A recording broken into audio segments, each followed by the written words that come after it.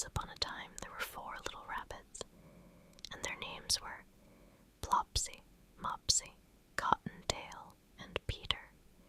They lived with their mother in a sandbank, underneath the root of a very big fir tree. "Now, my dears," said old Mrs. Rabbit one morning, "you may go into the fields or down the lane, but don't go into Mr. McGregor's garden. Your father had an accident there. He was put in a pie by Mrs. McGregor. Now run along and don't get into mischief. I am going out." Then old Mrs. Rabbit took a basket and her umbrella and went through the wood to the baker's. She bought a loaf of brown bread and FB currant buns. Flopsy, Mopsy, and Cottontail, who were good little bunnies, went down the lane to gather blackberries. But Peter, who was very naughty, ran straight away to Mr. McGregor's garden and squeezed under the gate. First he ate some lettuces and some French beans, and then he ate some radishes. And then, feeling rather sick, he went to look for some parsley. But round the end of a cucumber frame, whom should he meet but Mr. McGregor? Mr. McGregor was on his hands and knees planting out young cabbages, but he jumped up and ran after Peter, waving a rake and calling out, "Stop, thief!" Peter was most dreadfully frightened. He rushed all over the garden, for he had forgotten the way back to the gate. He lost one of his shoes among the cabbages, and the other shoe amongst the potatoes. After losing them, he ran on 4 legs and went faster, so that I think he might have got away altogether, if he had not unfortunately run into a gooseberry net, and got caught by the large buttons on his jacket. It was a blue jacket with brass buttons, quite new. Peter gave himself up for lost, and shed big tears, but his sobs were overheard by some friendly sparrows, who flew to him in great excitement, and implored him to exert himself.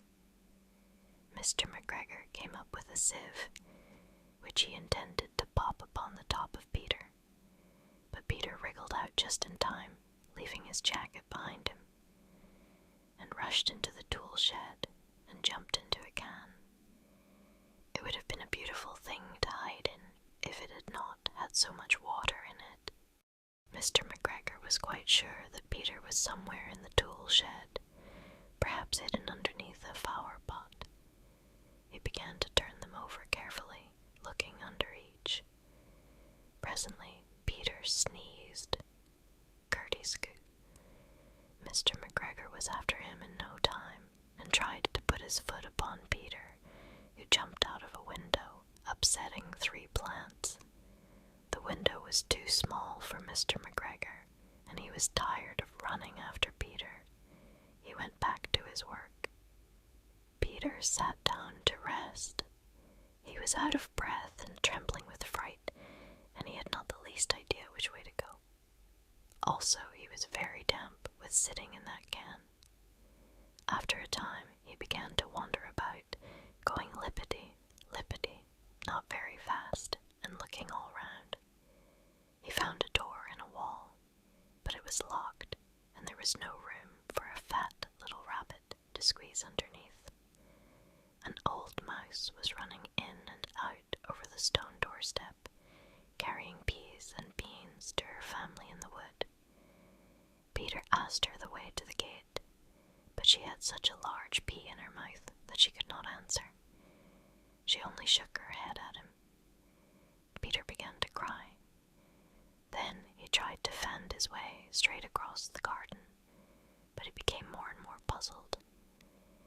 Presently, he came to a pond where Mr. McGregor filled his water cans. A white cat was staring at some goldfish. She sat very, very still, but now and then the tip of her tail twitched as if it were alive. Peter thought it best to go away without speaking to her. He had heard about cats from his cousin, the little Benjamin Bunny. He went back towards the tool shed, but suddenly, quite close to him, he heard the noise of a hoe.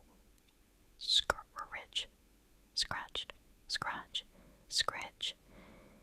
scuttered underneath the bushes.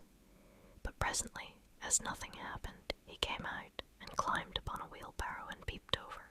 The first thing he saw was Mr. McGregor hoeing onions. His back was turned towards Peter, and beyond him was the gate. Peter got down very quietly off the wheelbarrow and started running as fast as he could go, along a straight walk behind some black currant bushes. Mr. McGregor caught sight of him at the corner, but Peter did not care. He slipped underneath the gate and was safe at last in the wood outside the garden. Mr. McGregor hung up the little jacket and the shoes for a scarecrow to frighten the blackbirds. Peter never stopped running or looked behind him till he got home to the big FR tree. He was so tired that he flopped down upon the nice soft sand on the floor of the rabbit hole and shut his eyes. His mother was busy cooking. She wondered what he had done with his clothes.